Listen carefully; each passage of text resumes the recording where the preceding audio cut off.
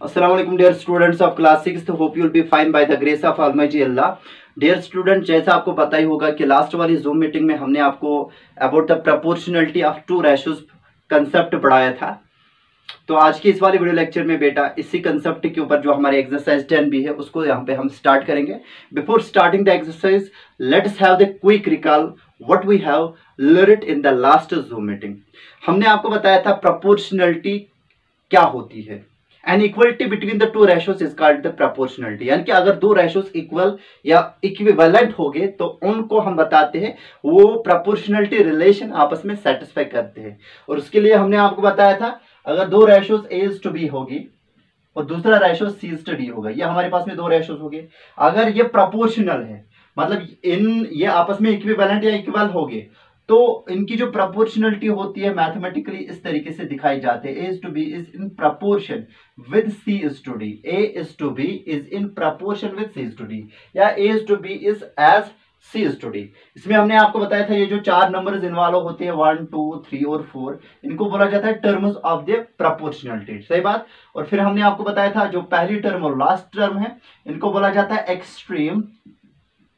Extreme terms. क्या बोला जाता है? Extreme terms. और बी और सी को बोला जाता है सेकंड और थर्ड टर्म को मीन टर्म्स।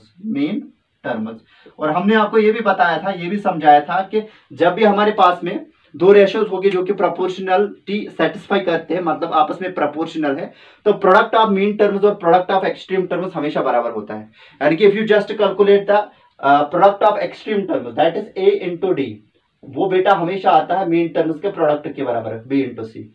और फिर यह भी बताया था कि अगर आपके पास में कोई दो रेशोज दिए गए होंगे जो कि आपको चेकआउट करने पड़ेगी कि क्या वो प्रोपोर्शनल आपस में है कि नहीं। सिंपली आपको क्या करना पड़ेगा, एक्सट्रीम टर्म्स का प्रोडक्ट कैलकुलेट करना पड़ेगा, मीन टर्म्स का प्रोडक्ट कैलकुलेट करना पड़ेगा। अगर ये प्रोडक्ट्स आपस में इक्वल तो मतलब रेशोज आपस में प्रोपोर्शनल।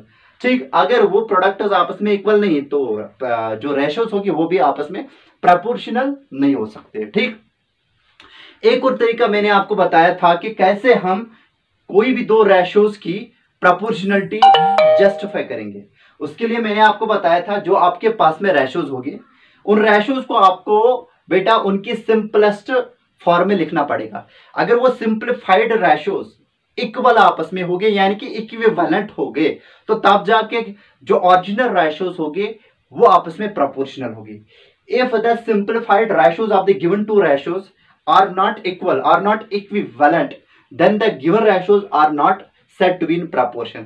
ये हमारे पास में दो तरीके रहेंगे दो गिवन रेशोज को प्रोपोर्शनल दिखाने के लिए। ठीक, तो ये तो हो गया what we have learned in the last Zoom meeting. So let us start our today's video lecture with exercise 10B। Exercise बेटा 10B को हमें स्टार्ट करना पड़ेगा। क्वेश्चन नंबर फर्स्ट, इसका पार्ट नंबर पहला हम कंसिडर करेंगे। चलिए पढ़ते हैं क्वेश्चन क्या बताता है। State which of the following are in proportion.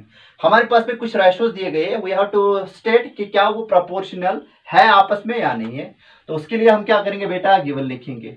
Given हमारे पास में क्या है? ठीक, गिवन हम ऐसे लिखेंगे बेटा A is to B is in proportion with C is to D। ये हमारे पास में गिवन है और इसको हम टैली करेंगे जो कि पार्ट नंबर ए में दो रेशोज की प्रोपोर्शनलिटी वहां पे शो की गई है। That is 7:3। इसको हमें दिखाना पड़ेगा क्या ये प्रोपोर्शनल है किस वाले रेशो को, दैट इज 63:27। 63:27 ये गिवन दिया गया है। मैंने इस गिवन प्रोपोर्शनलिटी के रेशोज को बेटा जनरल प्रोपोर्शनलिटी से बेटा रिप्लेस किया है। बिकॉज मैंने बताया था आपको जनरल रेशोज हमारे पास में ए और बी है और सी और डी है। ठीक, इनकी जनरल प्रोपोर्शनलिटी इस तरीके से शो की जाती है। अब जो हमारे पास में पर्टिकुलर रेशोज थे वो 7:3 और 63:27 था। अब बेटा इनकी जो जनरल रेशोज है वो A is to B और C is to D है। ठीक, और बेटा इनकी जो पर्टिकुलर प्रोपोर्शनलिटी होगी वो इन नंबर्स को ही इन्वॉल्व करना पड़ेगा और ये पर्टिकुलर प्रोपोर्शनलिटी है। इस पर्टिकुलर प्रोपोर्शनलिटी को हम general proportionality of the two given general ratios दिखा सकते हैं। ठीक, इसका मतलब क्या है बेटा, पहली टर्म है A, पहली टर्म A मतलब 7 के बराबर, दूसरी टर्म B 3 के बराबर, तीसरी टर्म C 63 के बराबर, तीसरी टर्म D बेटा 27 के बराबर है। ये इसलिए मैंने इसको इसके साथ टैली कराया ताकि बेटा अगर आप प्रोडक्ट ऑफ मीन टर्म्स और एक्सट्रीम टर्म्स करो आपको दिक्कत ना हो ए बी और सी का ए बी सी और डी का वैल्यू निकालने में। ठीक बेटा। अच्छा बेटा, ये हमारे पास में राइट साइड में क्या दिया गया है सर? राइट साइड में हमें दी गई है proportionality की representation of two particular ratios, that is 7:3 and 63:27. I mean to say that बेटा हमारे पास में राइट साइड में दो पर्टिकुलर रेशियोज दिए गए हैं, उन दो पर्टिकुलर रेशियोज को उनकी कॉरस्पॉन्डिंग प्रोपोर्शनलिटी की रिप्रेजेंटेशन में लिखा गया है। ठीक है बेटा। अब इन दोनों पर्टिकुलर रेशियोज की जो ये प्रोपोर्शनलिटी की रिप्रेजेंटेशन है, मैंने इसको बेटा रिप्लेस किया, इसको बेटा टैली कराया यहाँ पे किसके साथ में? दो जनरल रेशियोज की बेटा प्रोपोर्शनलिटी की रिप्रेजेंटेशन के साथ। अब ऐसा हमने क्यों किया? ऐसा हमने इसलिए किया ताकि हमारे पास में इजीली फॉलो हो जाए ए बी सी और डी के वैल्यूज, जो ये हमारे पास में हमें पता चलेंगे what are the values of A B C and D, we can just find out the product of extreme terms and mean terms, और उसकी बिना पे ही हम डिसाइड कर पाएंगे कि ये दोनों पर्टिकुलर रेशियोज आपस में प्रोपोर्शनल है भी या नहीं है। चले बेटा, तो यहाँ पे हम लिखेंगे हियर ए का वैल्यू क्या है? ए का वैल्यू बेटा 7 है, कामा करके बी का वैल्यू लिखेंगे, बी का वैल्यू 3 होगा कि नहीं होगा? बिल्कुल होगा। और उसके बाद में सी का वैल्यू क्या है? 63 है, एंड बेटा जो डी का वैल्यू होगा वो 27 होगा। तो इस तरीके से बेटा इस रिप्रेजेंटेशन की वजह से हम इजीली बेटा पिक कर पाए values of A B and C. ठीक है। तो अब हम क्या करेंगे? Now product of extreme terms, now product of extreme terms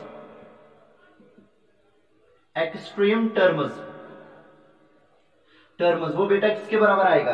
product of extreme terms हमेशा बेटा a इंटू डी होता है और product of mean terms b into C होता है। तो प्रोडक्ट ऑफ एक्सट्रीम टर्म्स हम किसके बराबर लिखेंगे सर? बेटा सर a इंटू डी होगा। a इंटू डी अगर होगा तो a का वैल्यू हमारे पास में आया 7 और d का वैल्यू हमारे पास में आया बेटा 27। इसका प्रोडक्ट हम ले लेंगे, 7 7 are 49, 4 चढ़ेंगे कैरी, 7 2 are 14 और बेटा 4 कितने हो गए बेटा? 18। 189 is the product of extreme terms. इसके बाद में हम प्रोडक्ट ऑफ मीन टर्म्स को यहाँ पे कैलकुलेट करेंगे।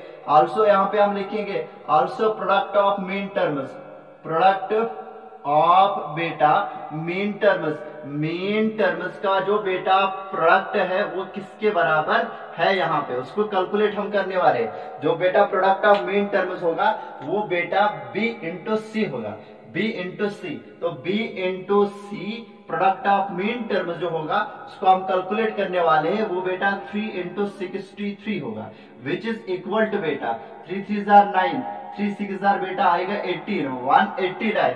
इसका मतलब प्रोडक्ट ऑफ मीन टर्म्स और प्रोडक्ट ऑफ एक्सट्रीम टर्म्स क्योंकि बराबर आया तो हम बता सकते हैं ये दोनों रेशोज प्रपोर्शन आपस में है, यानी कि प्रोपोर्शनलिटी रिलेशन के से जुड़े हुए आपस में। ठीक है बेटा। तो हम यहाँ पे लिखेंगे बेटा as product of mean terms as a into d is equal to beta b into c। I mean to say that product of extreme terms और mean terms आपस में बराबर है। so हम लिखेंगे बेटा 7:3 बेटा is in proportion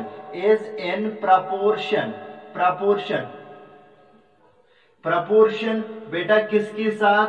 with second जो पर्टिकुलर रेशियो है दैट इज 63 बेटा 27। उम्मीद करते हैं कि बेटा ये पार्ट आपको अच्छे से समझ में आया होगा। नाउ डियर स्टूडेंट्स, हम इसी क्वेश्चन में बेटा पार्ट नंबर बेटा किस में जाएंगे? डी पार्ट में जाएंगे। ठीक बेटा। तो यहाँ पे हम क्या करेंगे बेटा, इसको आप स्क्रीनशॉट उठाइए। After that I am going to write down the third part of this very question number first. ठीक है। पार्ट नंबर डी हम करेंगे बेटा, पार्ट नंबर डी। ठीक। तो ये मैं यहाँ पे रब कर लेता हूँ। ठीक। ये वैल्यूज भी रब हो जाएंगे, ये प्रोडक्ट यहाँ पे जो पर्टिकुलर वैल्यू आया हमें ये भी रब हो जाएगा, ये भी रब हो जाएगा, फिर बाकी हम देखेंगे बाद में। ठीक। हाल फिलहाल के लिए हम क्या लिखेंगे बेटा? गिवन लिखेंगे। Given as to B is to C is to D, वो किसके बराबर है बेटा? दिया गया है बेटा वो 20 days is to 1 year, 20 days is to 1 year 1 year. यहाँ पे प्रोपोर्शनलिटी की बेटा ये सिंबल लगाई गई है। उसके बाद में हमें दिया गया है 60 डेज और 2 years. 60 days and 2 years is to है बेटा यहाँ पे 2 ईयर्स। ठीक है, ईयर्स। आप मुझे बताइए, अगर मैं इन दोनों पर्टिकुलर रेशोज की ये जो प्रोपोर्शनलिटी हमें दी गई है, इस जनरल रेशोज की प्रोपोर्शनलिटी के साथ कंपेयर करेंगे तो हमारे पास में क्या हो जाएंगे बेटा, वैल्यूज ऑफ ए बी और सी और डी फॉलो हो जाएंगे। ठीक है, तो यहाँ पे हम लिखेंगे बेटा हियर वही वाली लाइन, ए का वैल्यू क्या है बेटा 20। हम यूनिट के बगैर इसको लिखेंगे, खाली नंबर को यहाँ पे हमने टैली करना पड़ेगा। ए का वैल्यू 20 है, जो बी का वैल्यू है बेटा वो 1 है, और उसके बाद में बेटा सी का वैल्यू कितना आएगा, वो 60 है, और डी का वैल्यू कितना आएगा, डी का वैल्यू बेटा 2 है। ठीक है, अब हम क्या करेंगे, प्रोडक्ट ऑफ एक्सट्रीम टर्म्स जो ए इंटू डी होगा, ए इंटू डी बेटा 20 इंटू डी का वैल्यू 2 है, तो वो कितना आएगा, वो आएगा 40। ठीक है बेटा, तो ये जस्ट एक नंबर है, इनके साथ हमने यूनिट्स को नहीं प्रिस्क्राइब करना है। उसके बाद में also product of mean terms, B into C किसके बराबर होगा, 1 इंटू 60 होगा, 1 इंटू 60 होगा, जो कि बेटा 60 के बराबर आएगा। इसका मतलब प्रोडक्ट ऑफ मीन टर्म्स क्या निकला बेटा, एक्सट्रीम टर्म्स 40 निकला, प्रोडक्ट ऑफ मीन टर्म्स कितना निकला, 60 निकला, तो 40 60 के बराबर नहीं है, तो इसका मतलब ये दोनों रेशोज आपस में प्रोपोर्शन नहीं होंगे। As A into D is not equal to B into C, so बेटा यहाँ पे हम लिखेंगे, क्या लिखेंगे, हम लिखेंगे बेटा 20 डेज इज टू बेटा 1 year is not in proportion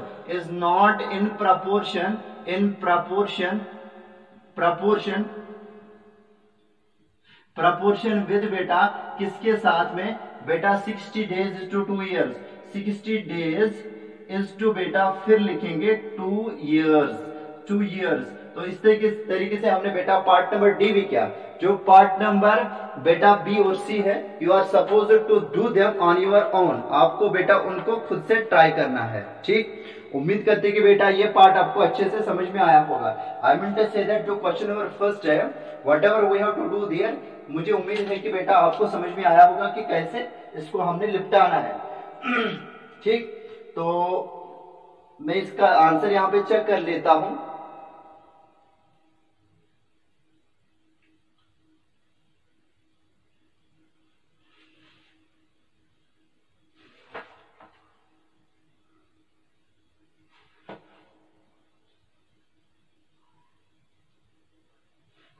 ठीक है बेटा, ये ठीक है, मतलब ये पार्ट जो है बेटा ये प्रोपोर्शनल नहीं है। ठीक है, मतलब जो रेशोज हमें दिए गए हैं वो आपस में प्रोपोर्शनलिटी के रिलेशन से नहीं जुड़े हुए हैं। तो इसका मतलब हमारा क्वेश्चन नंबर फर्स्ट तो हो गया।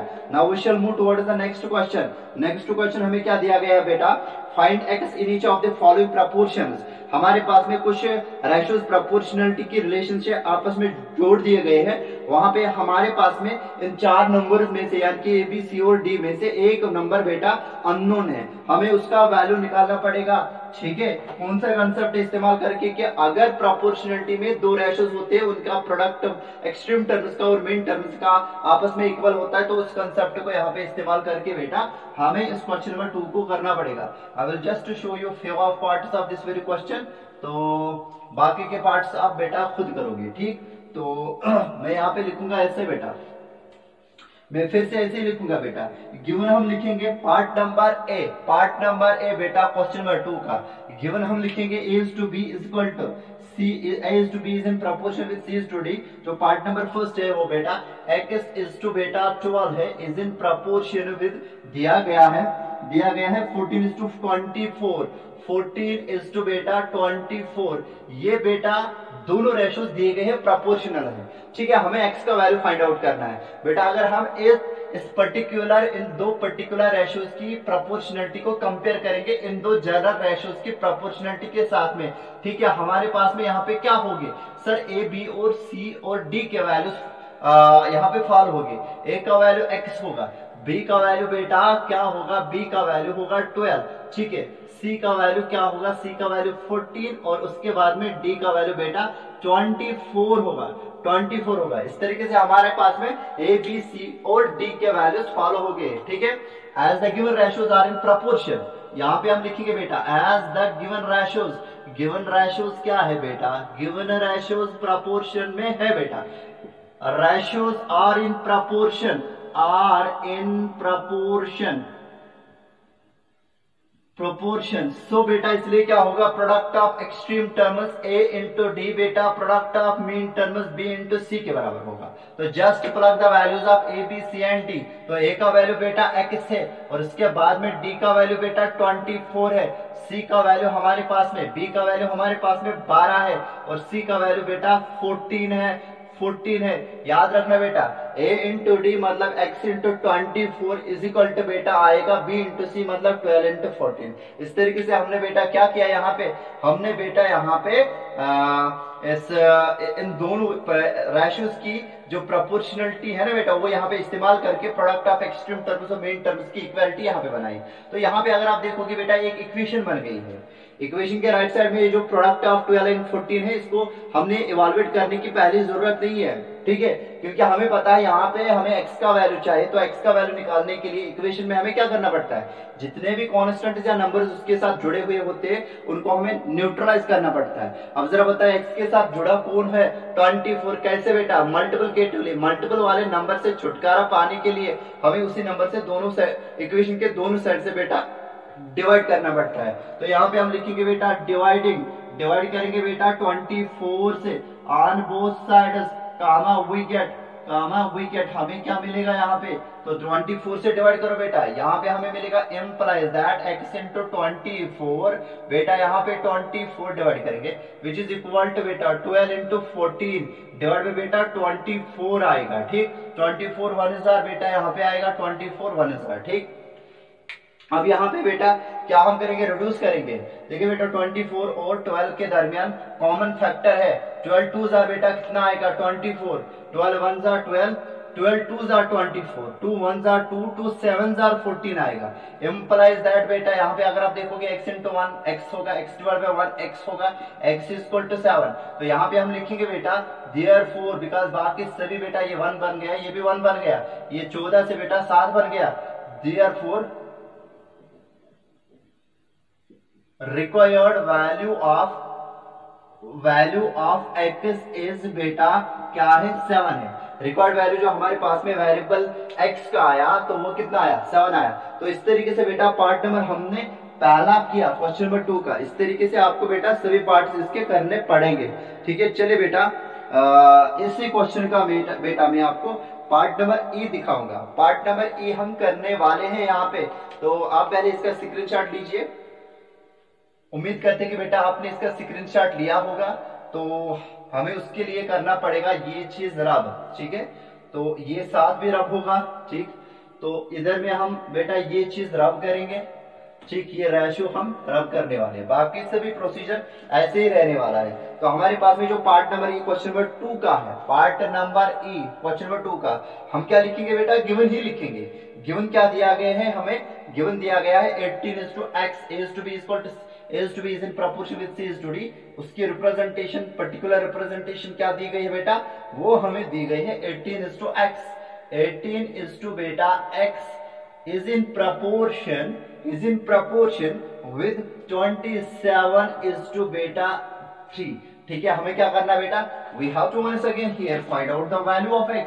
तो वैल्यू ऑफ x निकालने के लिए पहले हम करेंगे क्या बेटा, इन दोनों पर्टिकुलर रेशियोज की प्रोपोर्शनलिटी को जरा रेशियोज की प्रोपोर्शनलिटी के साथ कंपेयर करने के बाद हम a b c और d के वैल्यू निकालेंगे। a का वैल्यू 18 बेटा, here a equal to 18, b का वैल्यू हमारे पास में x है, c का वैल्यू हमारे पास में 27 है एंड d का वैल्यू हमारे पास में आएगा बेटा 3, ठीक है। हम लिखेंगे as the given ratios are in proportion, वही से दिया गया है ये दोनों रेशियोज प्रोपोर्शन में है बेटा, हमें फाइंड आउट करना वैल्यू ऑफ x। अगर ये दोनों रेशियोज प्रोपोर्शन में है तो product of extreme terms a और d बेटा प्रोडक्ट ऑफ मीन टर्म्स के बराबर यानी कि b इंटू c के बराबर होगा। तो यहाँ पे हम क्या करेंगे बेटा, विच इंप्लाइज दैट a का वैल्यू हमारे पास में 18 है, b का वैल्यू हमारे पास में x है, तो x लिखेंगे और उसके बाद में b into c, a into d आएगा बेटा, sorry a into d, a का वैल्यू 18, d का value 3, a into D that is a 18 into 3 equal to b into C that is x into 27। ठीक है बेटा, तो ये हमारे पास में ये इक्वेशन हमें मिली, यानी कि प्रोडक्ट ऑफ एक्सट्रीम टर्म्स और मीन टर्म्स का हमने जब कैलकुलेट किया हमारे पास में एक इक्वेशन आई। ठीक है, अब जरा बताइए इक्वेशन में यहाँ पे वेरिएबल कौन है बेटा, x है। हमने आपको बताया था जब भी हमारे पास में कोई भी इक्वेशन होती है उसमें जो बेटा वेरिएबल होता है वो हम अपने साइड हमेशा रखते हैं। अपना साइड इक्वेशन का कौन सा होता है, लेफ्ट साइड या right side, left side definitely. इसलिए अगर आप देखोगे यहाँ पे x कहाँ पे है, राइट साइड में, इसलिए हम एक स्विंग कराएंगे बैलेंस की। स्विंग जब की जाएगी बैलेंस की, तो बैलेंस की जो बेटा तवाजुन है वो बिगड़ नहीं जाएगा, मतलब ये बैलेंस ना ही नीचे की तरफ आएगा इस साइड से, ना ही ऊपर की तरफ इस साइड से हो जाएगा। तो इसलिए हम क्या करेंगे बेटा, और लिखेंगे और x into 27 is equal to 18 into बेटा 3। सिंपली बेटा राइट साइड इस इक्वेशन का लेफ्ट साइड बनाया, लेफ्ट साइड बेटा राइट साइड बनाया, इसलिए ताकि बेटा हमारा वेरिएबल अपने साइड में आ जाए। ठीक, अब हमें वैल्यू किसका निकालना है, x का। x के साथ जितने भी नंबर है बेटा उनको हमने क्या करना पड़ेगा, न्यूट्रलाइज करना पड़ेगा। x के साथ जुड़ा हुआ है 27 मल्टीप्लिकेटिवली, इसको इरेडिकेट करेंगे। इरेडिकेट करने के लिए क्या करेंगे बेटा, डिवाइड करेंगे दोनों साइड से 27 से dividing 27 on both sides comma we get, हमें क्या मिलेगा। चलिए देखते हैं बेटा क्या मिलेगा। यहाँ पे हम बेटा x multiple bye 27 divide by बेटा 27 लिखेंगे, विच इज इक्वल टू यहाँ पे 18 into 3, 18 multiple bye 3 divide by बेटा 27 लिखेंगे। तो उम्मीद करते हैं कितना आपको समझ में आया होगा। दोनों साइड से 27 से डिवाइड किया तो 27 1000 मतलब जो 27 हमें आंखों को खटकता था उससे हमने अपने आप को बेटा सेव किया। ठीक, अब देखिए बेटा 3 और 27 का कॉमन फैक्टर है ना, या 9 और 18 और 27 का कॉमन फैक्टर है 9 2 आर 18, 9 3 आर 27, 3 1 आर 3, 3 1 आर 3। अब यहाँ पे मिला क्या हमें, खाली 2 है बेटा, तो x इक्वल टू 2 हम लिखेंगे, x इक्वल टू बेटा 2 लिखेंगे। Therefore the required value of x is बेटा यहाँ पे 2 लिखेंगे। इस तरीके से पार्ट नंबर ए भी हो गया। तो इस तरीके से बेटा जितने भी पार्ट्स क्वेश्चन नंबर 2 के हमारे पास में बनेंगे तो we can tackle them similarly. ठीक, तो इसी तरीके से उनको टैकल करना है। अब बेटा इसका स्क्रीनशॉट उठाइए, तब तक मैं मार्कर में थोड़ी सी इंक डाल देता हूं। तो बेटा बहुत सी सिंपल सी बात है, खाली समझने की कोशिश करनी है। बाकी बेटा जो कंसेप्ट हमने पढ़ा है वो इम्पोर्टेंट है। अगर कोई क्वेश्चन छूट भी जाएगा हमसे आएगा तो ये सब कुछ अगर आपने कंसेप्ट सीखा होगा जो मैंने बताया था आपको, ठीक, तो वैसे प्रॉब्लम नहीं हो जाएगी। ठीक, तो हाल फिलहाल के लिए हम अपने आप को मूव कराएंगे towards the question number 3। Question number 3 में हमें क्या बताया गया है, determine if the following are in the proportion. In fact we are given here 4 numbers. हमें बेटा क्या करना पड़ेगा, हमें चेकआउट करना पड़ेगा वो 4 नंबर्स प्रपोर्शन में है कि नहीं। बिल्कुल वही फंडा। हम बेटा क्या करेंगे, जो 4 नंबर्स है हम उनको अपने जनरल नंबर जो होती है या जनरल टर्म जो होती है हमारे रेशो में ए बी सी और डी से, उनसे बेटा रिप्रेजेंट करेंगे। फिर क्या करेंगे बेटा, product of extreme terms main terms calculate करेंगे। प्रोडक्ट अगर बराबर आएगा हम बताएंगे उन 4 नंबर से जो रेशोज बनेंगे दो वो आपस में प्रोपोर्शनल होंगे। ठीक, तो क्या लिखेंगे बेटा, गिवन लिखेंगे। हमारे पास में जो 4 नंबर है, ठीक है, उनको हम बेटा एक एक करके ए बी सी और डी के बराबर लिखेंगे। गिवन लिखेंगे हम बेटा ए इक्वल टू, ए का वैल्यू बेटा पहला नंबर है 15। ठीक, दूसरा नंबर बी के साथ में टैली कराऊंगा। बी के साथ जब टैली कराया बेटा वो 45 वहां से मुझे दिख रहा है। सी का वैल्यू तीसरे नंबर के साथ टैली कराऊंगा, दैट इज 40 दिया गया है। और बेटा जो लास्ट वाला नंबर डी है, ठीक है, लास्ट वाला नंबर जो हम बेटा उसको टैली कराएंगे हम डी के साथ, जो कि बेटा यहाँ पे हमें दिख रहा है 120 के बराबर है। सही बात। अब हमें करना क्या है, हमने इन 4 नंबर्स को चेकआउट करना पड़ेगा, क्या ये बेटा प्रोपोर्शनल रेशोज फॉर्म करेंगे, क्या as to B is in proportional. अगर जो दूसरा रेशो हमें मिलेगा 40 को बेटा डिवाइड करने के बाद with 120, I mean to say that when we take the ratio of 15 and 45, is that very ratio is in proportional with the ratio formed from 40 and 120. इसके लिए product of A and C A and D का calculate करेंगे हम, और product B into C calculate करेंगे। फिर वहां से हमें पता चलेगा अगर प्रोडक्ट इक्वल होगा मतलब ये चारों नंबर्स आपस में क्या होंगे, प्रोपोर्शनल होंगे। प्रोपोर्शनल होने का मतलब जो रेशियोज इनसे फॉर्म होंगे वो बेटा आपस में प्रोपोर्शनल होंगे। ठीक है बेटा, अब देखिए बेटा नाउ अब हम क्या करेंगे बेटा, a इंटू डी कैलकुलेट करेंगे। ठीक, a इंटू डी कैलकुलेट करेंगे। a का वैल्यू 15, d का वैल्यू 120। ठीक है, ये a इंटू डी जो आएगा 15 इंटू 120 मतलब हम खाली 15 को 12 के साथ मल्टीपल करेंगे। 5 टू 10 एक चढ़ेगा कैरी, 5 1 5 बेटा 6 आएगा। सही बात। तो यहाँ पे 1 2 2 1 1 1 यहाँ पे क्या आएगा 0 8 180 आएगा। यानी जो प्रोडक्ट हमारे पास में आ गया 180 के बराबर आएगा। ठीक, आल्सो हम करेंगे कैलकुलेट b इंटू सी बेटा। b इंटू सी हमारे पास में किसके बराबर आएगा 45 और 40 के बराबर। 45 प्रोडक्ट विद 40 करना है। ठीक है, तो किसके बराबर आएगा, एक 0 तो ऑलरेडी से आएगा ये वाला। अब 4 5 बेटा 20 आएगा, 2 चढ़ेंगे कैरी। फिर से मैं बताऊंगा बेटा 0 1 तो आएगा इधर। ठीक है, अब 4 5 20 2 चढ़ेंगे कैरी। ठीक है, 0 इधर पे आएगा। 4 4 16 प्लस 2 वो आएगा बेटा 18। क्या आएगा बेटा 18। अब इधर में क्या आया 1800। क्या 1800 और बेटा, हाँ बेटा यहाँ पे जब हमने 15 इंटू 12 किया था वो 180 आया था, लेकिन एक 0 है ना बेटा इस 120 का, वो भी यहाँ पे ऐड होगा। और आप देखोगे बेटा product A into D product C into D के बराबर है। मतलब अगर इनको हम रेशो मान के चलेंगे 15:45 और इसको दूसरा रेशो मान के चलेंगे 40:20, फिर इनको एक प्रोपोर्शनलिटी की रिलेशन से दर्शाएंगे। प्रोडक्ट ऑफ एक्सट्रीम टर्म्स और मेन टर्म्स तो बराबर आया, मतलब ये चार नंबर्स क्या करेंगे बेटा, ये फॉर्म करेंगे बेटा they will be in proportion. I mean to say that they will be in proportional. ठीक है, तो वही हम लिखेंगे as A into D is equal to बेटा बी इंटू सी। ठीक है, सो बेटा so A comma B comma C and D यानी कि बेटा which are equal to a comma b comma c and d are in proportion यानी कि the ratios which are obtained from them will be in proportion। अब यहाँ पे a b c और d मैंने लिखा, एक a b c और d से हमारा मतलब 15 45 40 एंड 120 आर इन प्रोपोर्शन। तो उम्मीद करते कि बेटा ये पार्ट भी आपको अच्छे से समझ में आया होगा। ठीक, तो इसी क्वेश्चन का बेटा पार्ट नंबर सी में आपको दिखाऊंगा। यहाँ पे पार्ट नंबर सी की तरफ मूव करते हैं, उसके लिए बेटा आप इसका स्क्रीनशॉट उठाइए। ठीक, चलिए बेटा पार्ट नंबर बेटा सी, पार्ट नंबर सी को लिखने के लिए हम खाली ये वैल्यूज ही रब करेंगे, बाकी जो प्रोसीजर मैंने एक पार्ट में दिखाना है वही बेटा बार बार मैंने बताया आपको कि वही प्रोसीजर फॉलो होगा हर एक क्वेश्चन में, हर एक पार्ट में। ठीक, तो हमारे पास में जो नंबर है 16 24 20 16 बेटा 24 उसके बाद में 20 उसके बाद में बेटा 30 है। फिर से मैं पढ़ूंगा 16 24 after that it is 20 and 20 और 30। ठीक, अब हम क्या करेंगे ए इंटू डी कैलकुलेट करेंगे। ए इंटू डी जब कैलकुलेट करेंगे वो बेटा 16 इंटू 30 आएगा। ठीक बेटा, एक 0 इस 30 का जो 0 है वही हम यहाँ पे लिखेंगे। प्रोडक्ट हम निकालेंगे 3 और 16 का, 3 6 18 आएगा, एक चढ़ेगा कैरी, 3 1 3 और 1 हो गए बेटा 4 480 आ गया प्रोडक्ट। अब बी इंटू सी कितना आएगा, वो आएगा बेटा 24 मल्टीपल बाय 24 मल्टीपल 20, फिर से एक 0 आएगा। अब 2 को 24 के साथ हमने मल्टीपल करना पड़ेगा, वो 48 आएगा कि नहीं आएगा, बिल्कुल आएगा। 2 इंटू 24 48 आएगा।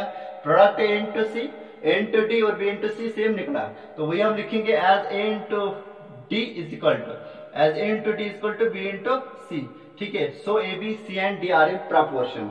तो ये इस तरीके से हमने बेटा इसका पार्ट नंबर सी भी किया, क्वेश्चन नंबर 3 का पार्ट नंबर सी भी किया। ठीक, उम्मीद करते हैं कि आपको ये समझ में आया होगा। गोबर आ तो याद है इसको मैं दे प्याव अगर सुवर नंबर ऐसे या जरेशो ऐसे तिम प्रोपोर्शनल हावने खतर करो इस तरीके यहाँ करो ये product of extreme terms the mean terms are product same होते गिवन रेशियोस गिवन नंबर्स या गिवन रेशियोस प्रोपोर्शनल्स में बैक तरीके वने मैं इसमें ये तरीकों में अप्लाई हर कोई क्वेश्चन बस यो क्वेश्चन है कर दोमी तरीके ते खाली मैं बेटा समझाऊंगा। अगर मैं बेटा पहले नंबर को एक्चुअल में डिवाइड करूंगा दूसरे नंबर से दूसरे नंबर को डिवाइड करूंगा तीसरे नंबर से, मतलब इन दोनों का रेशो कैलकुलेट करूंगा, सिंपलेस्ट फॉर्म में लिखूंगा। इन दोनों नंबर का रेशो कैलकुलेट करूंगा, उसको सिंपलेस्ट फॉर्म में लिखूंगा। फिर जो वहां पे वो जो सिंपलीफाइड रेशोस हो गए, अगर वो इक्वल या इक्विवेलेंट या इक्वल हो गए तो तब जाके ये चार नंबर प्रोपोर्शन में होंगे, यानी कि इन चार नंबर जो दो रेशो फॉर्म हो जाएंगे, they will be in proportion. चलो बेटा, अगर मैं a divide by b calculate करूंगा, यानी कि a to b ratio, a is to b ratio a divide by b के बराबर आएगा, which is equal to a divide by b। ठीक, मतलब इस क्वेश्चन को तरीका ये भी करने का है, गिवन आप लिखोगे, फिर लिखोगे बेटा नाउ, ये इसका अल्टरनेटिव मेथड है, ये इसके साथ नहीं, हमारा क्वेश्चन हो गया। मैं बता रहा हूँ इसी क्वेश्चन को आप हर एक क्वेश्चन को ऐसे कर सकते हो। आप क्या लिखोगे बेटा, गिवन पहले यहां तक, सही बात, जब वैल्यूज मेंशन किए, फिर बेटा नाउ लिखोगे a is to b। ठीक, y का a डिवाइड बाई b, ठीक, y का a डिवाइड बाई b का वैल्यू कितना है, a डिवाइड बाई b का वैल्यू 16 और बेटा 24 है। 4 4 जार 16, 4 6 जार 24, 2 2 जार 4, 2 3 जार 6। ये हमारे पास में बेटा 2 डिवाइड बाई 3 आया। 2 डिवाइड बाई 3 को हम रेशो की फॉर्म में लिखेंगे 2 is to 3, तो इसका मतलब हमारे पास में a is to b जो रेशो आया वो बेटा 2 is to 3 आया। ठीक, ऑल्सो हम कैलकुलेट करेंगे बेटा कौन सा ratio, c is to d ratio calculate करेंगे, तो वो किसके बराबर आएगा बेटा, that will be equal to c divide by d। c का वैल्यू कितना है 20 है, d का वैल्यू बेटा कितना है 30 है, 0 0 cancel. I mean to say that बेटा 20 और 30 के दरमियान 10 जो कॉमन फैक्टर था, 10 2 जार 20, 10 3 जार 30 से इनको रिड्यूस किया, सही बात, वो बेटा 2/3 होगा। इसको कॉरेस्पॉन्डिंग रेशो में लिखेंगे, फ्रैक्शन को 2 is to 3 होगा। तो दोनों रेशो से हमें पता क्या चला बेटा, ये c is to d भी बेटा हमारे पास में किसके बराबर निकला, वो 2 is to 3 के बराबर निकला। हम यहाँ पे बेटा लिख सकते हैं एज बेटा a is to b ratio, a is to b ratio is equal to c is to बेटा d ratio which is equal to 2 is to 3। अब बेटा दोनों रेशोज क्या निकले, इक्वल निकले। हमने आपको बताया था अगर दो रेशोज इक्वलिटी फॉलो करते हैं वो आपस में प्रोपोर्शनल होते हैं। हम यहाँ पे लिख सकते हैं therefore a, b, c and d are in proportion, यानी कि ये चारों नंबर्स आपस में बेटा क्या है, प्रोपोर्शनलिटी रिलेशन सेटिस्फाई करते हैं, यानी कि ये आपस में प्रोपोर्शनल है। इस तरीके से बेटा हमने आपको ये अल्टरनेटिव मेथड भी दिखाया। मतलब कोई भी क्वेश्चन जो आप इस तरीके से कर सकते हो वो क्वेश्चन आप बेटा इस तरीके से भी कर सकते हो। खाली आपको क्या करना है, दोनों रेशोज को सिंपलेस्ट फॉर्म में लिखना है। अगर सिंपलीफाइड रेशो इक्वल आया मतलब प्रोपोर्शनल है, गिवन नंबर्स या गिवन रेशोज, और सिंपलीफाइड रेशोज आपस में बराबर नहीं है, इक्वलिटी फॉलो उनमें नहीं हो रही है, तो मतलब जो गिवन रेशोज है या गिवन चार नंबर्स है वो आपस में प्रोपोर्शनलिटी सेटिस्फाई नहीं करते हैं। ठीक, अब जो ये बेटा क्वेश्चन नंबर 4 है, क्वेश्चन नंबर 4 में बेटा हमें बताया गया है determine if the following ratios form A proportion, also right the middle terms and the extreme terms with the ratios via the ratios form A proportion. ठीक है, हमें यहाँ पे डिटरमाइन करना है क्या ये रेशोज प्रोपोर्शनल है कि नहीं, मतलब इनका प्रोडक्ट ऑफ मीन टर्म्स और एक्सट्रीम टर्म्स हमें बेटा कैलकुलेट करना है। ठीक, और बेटा फिर उसके बाद में हमें क्या करना है, उसके बाद में हमने मीन टर्म्स और एक्सट्रीम टर्म्स को मेंशन भी करना है। ठीक, तो ये क्वेश्चन आप बेटा खुद करोगे, इसको ट्राई करनी है। इसी तरीके से आप लिखोगे given is to b is equal to c is to d। अब इन दोनों मतलब दोनों नंबर्स को इन देयर ओन नंबर्स लिख सकते हो। ठीक है, मतलब इन देयर ओन फॉर्म लिख सकते हो। जैसे पहला पार्ट है 25:1, इस 25:1 के लिए आप लिखोगे a is to b is equal to 25:1।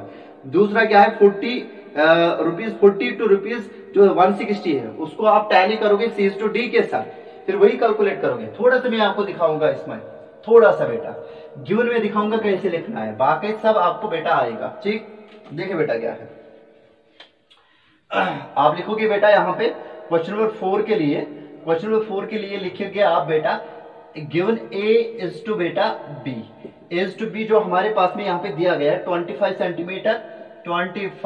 Centimetre is to बेटा 5 सेंटीमीटर है, 1 सेंटीमीटर है, सॉरी 1 सेंटीमीटर है। उसके बाद में आल्सो आप लिखोगे, आल्सो जो हमारे पास में c is to d है बेटा, c is to d है, c is to d जो हमारे पास में है बेटा, c is to d जो हमारे पास में है दैट इज इक्वल टू बेटा ₹40 और बेटा उसका रेशो ₹40 का रेशो दिया गया है विद ₹160 हमें बेटा एक तो इसकी मेन टर्म्स और एक्सट्रीम टर्म्स का जिक्र करना है और दूसरी बात ये भी बतानी है हमें क्या ये रेशोज आपस में प्रोपोर्शनल है कि नहीं। तो उसके लिए हम क्या करेंगे, या तो ये तरीका अपनाएंगे या तो पहला वाला तरीका अपनाएंगे। चलिए बेटा थोड़ा सा मैं आपको दिखाऊंगा।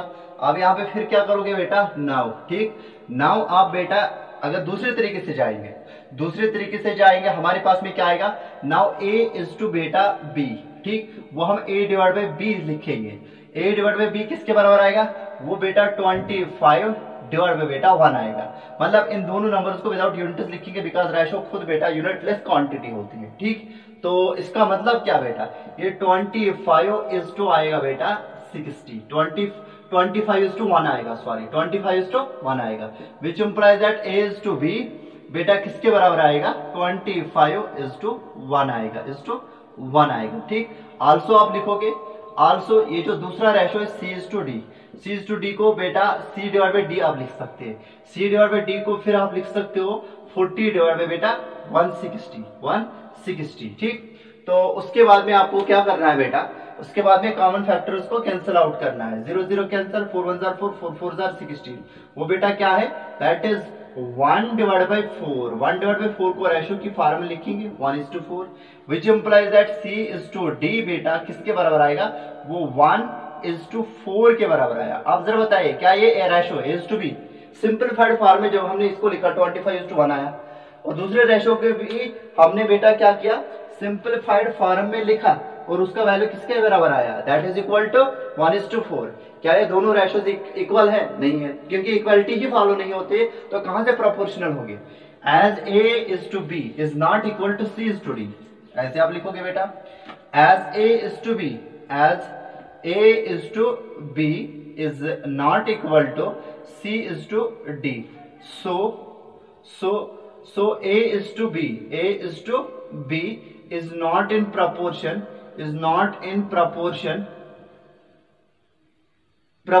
with किसके साथ में बेटा, c is to d के साथ, अब अगर ये चारों नंबर्स यानी कि a is to b proportion बेटा a is to b ratio ये प्रोपोर्शन में नहीं है c is to d के साथ, तो कहां से हम बता सकते हैं मीन टर्म्स और एक्सट्रीम टर्म्स कौन कौन से है बेटा, जो रेशोज प्रोपोर्शनल होगी उनमें हमने जिक्र करना है।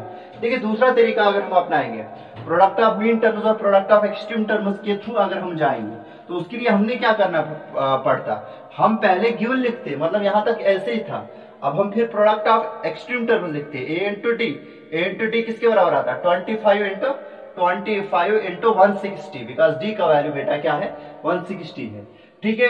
बी का वैल्यू कितना है, ए का वैल्यू कितना है 25। अगर ये प्रोडक्ट कैलकुलेट करेंगे किसके साथ करना है बेटा, 25 को 16 के साथ प्रोडक्ट करना है, 5 6 30 आएगा, 3 चढ़े के कैरी, 5 1 5 5 तरह के 8 के ऊपर ये क्रॉस 2 6 12 एक चढ़े का कैरी, 2 1 2 और 3 0 10 एक चढ़े का कैरी 400 बेटा, ये 400 आएगा किन का प्रोडक्ट, 24 5 और 16 का, और एक 0 आएगा यहाँ पे, ठीक। फिर हमने कैलकुलेट करना पड़ता b into C, a into D और b इंटू सी कैलकुलेट करते हैं। b इंटू सी का मतलब 1 को किसके साथ प्रोडक्ट लगाना था, 40 के साथ, 1 इंटू 40 वो किसके बराबर आता है, 40 के बराबर। क्या 4000 बेटा 40 के बराबर है, नहीं है।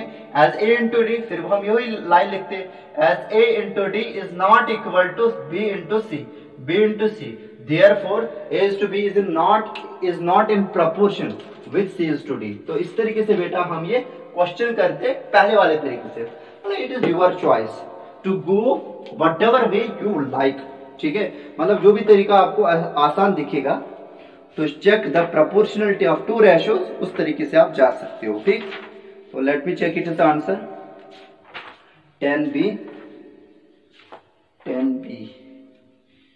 10b बेटा क्वेश्चन नंबर पहला पार्ट क्वेश्चन नंबर 4 का, 10b क्वेश्चन नंबर 4 का पहला पार्ट, नो इसमें लिखा है बेटा यहाँ पे नो, ठीक। बिल्कुल आसान है बेटा, ठीक, बिल्कुल आसान है, आपके लिए भी इंशाल्लाह ताला आसान ही होगा, ठीक।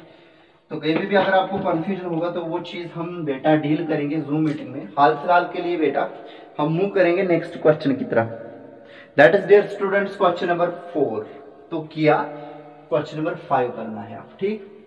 क्वेश्चन नंबर 5 से बेटा मतलब ये जो क्वेश्चन है रिमेनिंग क्वेश्चन मतलब ये इंपॉर्टेंट रहने वाले हैं, ठीक, from the examination point of view. जो इधर से क्वेश्चन हम लिख करेंगे, जो पहले भी किए वो भी इंपॉर्टेंट है, ठीक है, लेकिन बेटा वो कंसेप्ट उनमें से आ सकता है ऑब्जेक्टिव आपको, जो अभी तक के लिए किए रेशो के ऊपर, ठीक, तो प्रोपोर्शनलिटी के ऊपर जो क्वेश्चन किए अभी तक के लिए एक्सरसाइज में, उनमें से ऑब्जेक्टिव आपको पूछा जा सकता है, ठीक। अभी के लिए जो मतलब क्वेश्चन नंबर 5 से वो बहुत इंपॉर्टेंट रहने वाले। देखिए बेटा क्वेश्चन नंबर 5 हमें क्या बता रहा है, ए 4 litres of petrol costs 200 rupees 248, 4 litre petrol के बेटा हमें पड़ते हैं रुपीज 248 में। हमें बताना है बेटा कि how many litres of petrol can be purchased for, कितने लीटर्स ऑफ पेट्रोल आप परचेज कर सकते हो बेटा, किस अमाउंट से, 434 रुपीज से। देखिए बेटा इधर, देखिए बेटा फिर से मैं बताऊंगा, आपके पास में बेटा मान लीजिए आप चले गए कहीं पर, आपने पेट्रोल पंप पे 4 लीटर पेट्रोल खरीदे, वो आपको पड़ रहे 248 रुपीज में।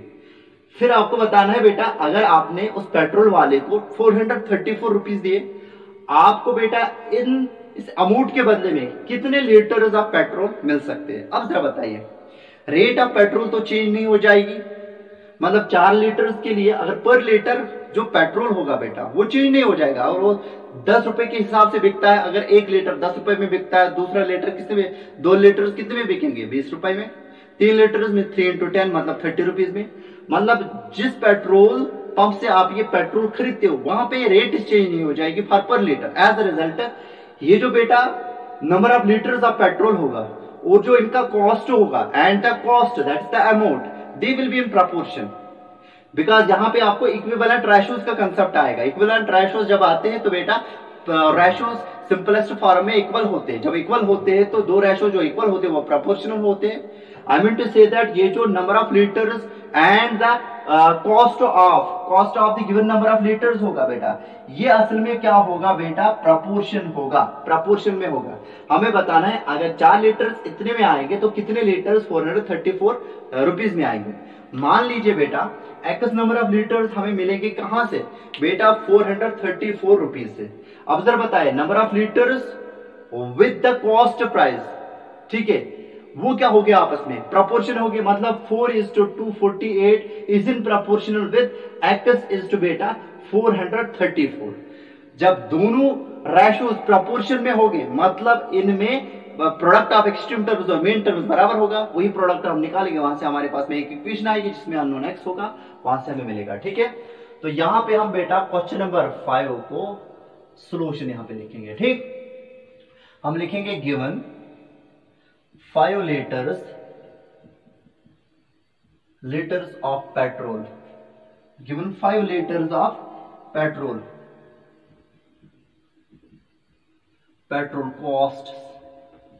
कॉस्ट रुपीज 248, ठीक। हम लिखेंगे यहां पे बेटा let X number of litres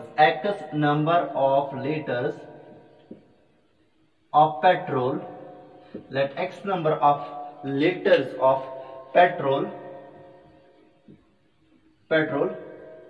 let x number of liters of petrol can be purchased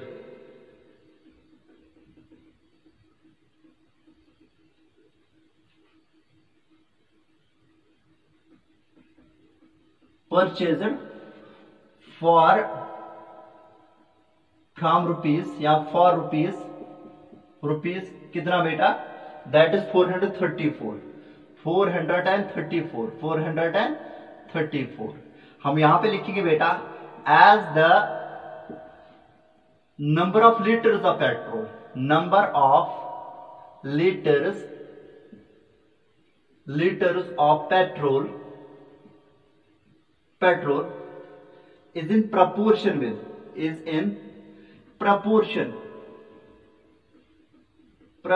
with cost। सो बेटा हम क्या लिखेंगे, product of extreme terms A into बेटा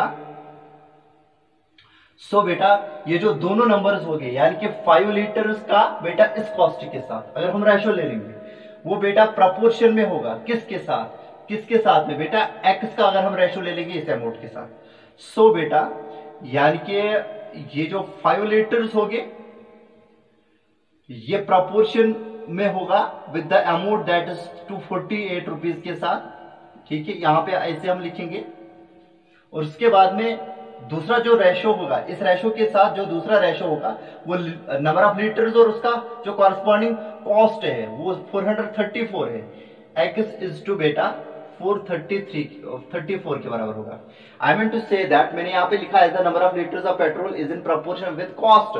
सो 5 litres with their cost price should be proportional with the x number of litres जो कि बेटा इस amount में हमने खरीदा। ठीक है, क्योंकि आप दोनों रेशोज क्या है बेटा प्रपोर्शन में है। अगर दोनों रेशोज प्रपोर्शन में है तो प्रोडक्ट ऑफ एक्सट्रीम टर्म्स और मेन टर्म्स बराबर होगा। ठीक है, क्लियरली यहां पे हम लिखेंगे क्लियरली ये जो a इंटू डी होगा वो बेटा b इंटू सी के बराबर होगा विच इंप्लाइज दैट a का वैल्यू 5 है और बेटा उसके बाद में d का वैल्यू 434 है is equal to b into C यानी कि 248 मल्टीपल बाय x होगा b इंटू सी।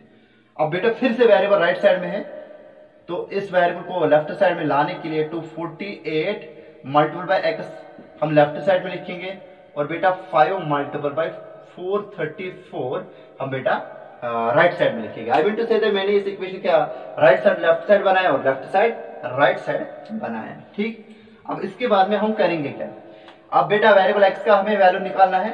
इसके साथ जो नंबर जुड़ा हुआ है मल्टीप्लिकेटिवली 248 उसको हम बेटा इक्वेशन के दोनों साइड से डिवाइड करेंगे। Dividing 248 on both sides comma we get हमें क्या मिलेगा बेटा वो हमें यहाँ पे मिलेगा 248 multiple by x divide by 248। ठीक, इधर से हम लिखेंगे 5 मल्टीपल बाय 434 डिवाइड बाय बेटा आएगा 248। अच्छे से ध्यान रखना है हमने क्या किया। ठीक, तो इधर में क्या होगा 248 1 हजार 248 1 हजार। अब इनको रिड्यूस करना है बेटा 434 को बेटा हम क्या करेंगे रिड्यूस करेंगे 248 से। ठीक, जो कॉमन फैक्टर होगा वो कैंसिल आउट करेंगे 2 से करेंगे बेटा 2 1 जार 2 2 2 जार 4 2 4 जार 8 2 2 जार बेटा 4 आएगा 2 1 जार 2 एक बचेगा 14 आएगा 2 7 जार 14। अब किससे करेंगे बेटा 124 से बेटा हमें क्या करना है बेटा डिवाइड करना है 217 के साथ। 5 से तो इसको नहीं होगा। ठीक, तो इसको देखना पड़ेगा आपको। तो वो किसके बराबर आएगा बेटा that will be equal to C divide by D. C का वैल्यू कितना है 20, डी का वैल्यू बेटा कितना है 30 है। 0 0 cancel. I mean to say that बेटा 20 और 30 के दरमियान 10 जो कॉमन फैक्टर था 10 2 20 10 3 30 से इनको रिड्यूस किया। सही बात, वो बेटा 2/3 होगा। इसको कॉरस्पॉन्डिंग रेशो में लिखेंगे फ्रैक्शन को 2:3 होगा। तो दोनों रेशो से हमें पता क्या चला बेटा ये C/D भी बेटा हमारे पास में किसके बराबर निकला वो 2:3 के बराबर निकला। हम यहाँ पे बेटा लिख सकते हैं एज बेटा A/B ratio is equal to C बेटा D ratio which is equal to 2:3। अब बेटा दोनों रेशोज क्या निकले इक्वल निकले। हमने आपको बताया था अगर दो रेशोज इक्वलिटी फॉलो करते हैं वो आपस में प्रोपोर्शनल होते हैं। हम यहाँ पे लिख सकते हैं therefore A, B, C and D are in proportion यानी कि ये चारों नंबर्स आपस में बेटा क्या है प्रोपोर्शनलिटी रिलेशन सेटिस्फाई करते हैं यानी कि ये आपस में प्रोपोर्शनल है। इस तरीके से बेटा हमने आपको ये अल्टरनेटिव मेथड भी दिखाया। मतलब कोई भी क्वेश्चन जो आप इस तरीके से कर सकते हो वो क्वेश्चन आप बेटा इस तरीके से भी कर सकते हो। खाली आपको क्या करना है दोनों रेशोज को सिंपलेस्ट फॉर्म में लिखना है। अगर सिंपलीफाइड रेशो इक्वल आया मतलब प्रोपोर्शनल है गिवन नंबर्स या गिवन रेशोज और सिंपलीफाइड रेशोज आपस में बराबर नहीं है इक्वलिटी फॉलो उनमें नहीं हो रही है तो मतलब जो गिवन रेशोज है या गिवन 4 नंबर्स है वो आपस में प्रोपोर्शनलिटी सेटिस्फाई नहीं करते हैं। ठीक, अब जो ये बेटा क्वेश्चन नंबर 4 है क्वेश्चन नंबर 4 में बेटा हमें बताया गया है determine if the following ratios form A proportion also right the middle terms and the extreme terms with the ratios via the ratios form A proportion. ठीक है, हमें यहाँ पे डिटरमिन करना है क्या ये रेशोज प्रोपोर्शनल है कि नहीं, मतलब इनका प्रोडक्ट ऑफ मीन टर्म्स और एक्सट्रीम टर्म्स हमें बेटा कैलकुलेट करना है। ठीक, और बेटा फिर उसके बाद में हमें क्या करना है, उसके बाद में हमने मीन टर्म्स और एक्सट्रीम टर्म्स को मेंशन भी करना है। ठीक, तो ये क्वेश्चन आप बेटा खुद करोगे, इसको ट्राई करनी है। इसी तरीके से आप लिखोगे given is to be equal to C is to D. अब इन दोनों मतलब दोनों नंबर्स को इन देयर ओन नंबर्स लिख सकते हो। ठीक है, मतलब इन देयर ओन फॉर्म लिख सकते हो। जैसे पहला पार्ट है 25:1, इस 25:1 के लिए आप लिखोगे is to be equal to 25:1। दूसरा क्या है 40 टू रुपीज जो 160 है उसको आप टैली करोगे सी इज टू डी के साथ, फिर वही कैलकुलेट करोगे। थोड़ा सा मैं आपको दिखाऊंगा इसमें, थोड़ा सा बेटा गिवन में दिखाऊंगा कैसे लिखना है, बाकी सब आपको बेटा आएगा। ठीक, देखिए बेटा क्या है, आप लिखोगे बेटा यहाँ पे क्वेश्चन नंबर 4 के लिए लिखोगे आप बेटा गिवन ए इज टू बेटा बी। इज टू बी जो हमारे पास में यहाँ पे दिया गया है 25 सेंटीमीटर इज टू बेटा 5 सेंटीमीटर है, 1 सेंटीमीटर है, सॉरी 1 सेंटीमीटर है। उसके बाद में आल्सो आप लिखोगे, आल्सो जो हमारे पास में सी इज टू डी है बेटा, सी इज टू डी है, सी इज टू डी जो हमारे पास में है बेटा, सी इज टू डी जो हमारे पास में है दैट इज इक्वल टू बेटा ₹40 और बेटा उसका रेशो ₹40 का रेशो दिया गया है विद ₹160। हमें बेटा एक तो इसकी मेन टर्म्स और एक्सट्रीम टर्म्स का जिक्र करना है और दूसरी बात ये भी बतानी है हमें क्या ये रेशोज आपस में प्रोपोर्शनल है कि नहीं। तो उसके लिए हम क्या करेंगे, या तो ये तरीका अपनाएंगे या तो पहला वाला तरीका अपनाएंगे। चलिए बेटा थोड़ा सा मैं आपको दिखाऊंगा। अब यहाँ पे फिर क्या करोगे बेटा नाउ। ठीक, नाउ आप बेटा अगर दूसरे तरीके से जाएंगे हमारे पास में क्या आएगा, नाउ ए इज टू बेटा बी। ठीक, वो हम a डिवाइड बाई बी लिखेंगे। a डिवाइड बाई बी किसके बराबर आएगा, वो बेटा 25 डिवाइड बाई बेटा 1 आएगा। मतलब इन दोनों नंबर्स को विदाउट यूनिट्स लिखेंगे बिकॉज रेशो खुद बेटा यूनिटलेस क्वांटिटी होती है। ठीक, तो इसका मतलब क्या बेटा, ये 25 इज टू आएगा बेटा 60, 25 इज टू 1 आएगा, सॉरी 25 इज टू 1 आएगा, which implies that a is to B बेटा किसके बराबर आएगा, 25 इज टू 1 आएगा, इज टू 1 आएगा। ठीक, आल्सो आप लिखोगे, आल्सो ये जो दूसरा रेशो है सी इज टू डी को बेटा सी डिवाइड बाई डी आप लिख सकते हैं, सी डिवाइड बाई डी को फिर आप लिख सकते हो 40 डिवाइड बाई बेटा 160। ठीक, तो उसके बाद में आपको क्या करना है बेटा, उसके बाद में कॉमन फैक्टर्स को कैंसिल आउट करना है। 0 0 कैंसिल, 4 1 4 4 4 4 16। वो बेटा क्या है, that is 1 divide by 4। 1 divide by 4 को रेशो की फॉर्म में लिखेंगे 1:4, which implies that C is to D बेटा किसके बराबर आएगा, वो 1:4 के बराबर आया। आप जरा बताइए क्या ये ratio is to be simplified form में जब हमने इसको लिखा 25:1 आया, और दूसरे रेशो के भी हमने बेटा क्या किया, सिंपलीफाइड फॉर्म में लिखा और उसका वैल्यू किसके बराबर आया, दैट इज इक्वल टू 1:4। क्या ये दोनों रेशोज इक्वल है, नहीं है, क्योंकि इक्वलिटी ही फॉलो नहीं होती तो कहां से प्रोपोर्शनल होगी। As A is to B is not equal to C is to D, ऐसे आप लिखोगे बेटा, as A is to B is not equal to C is to D, so a is to b is not in proportion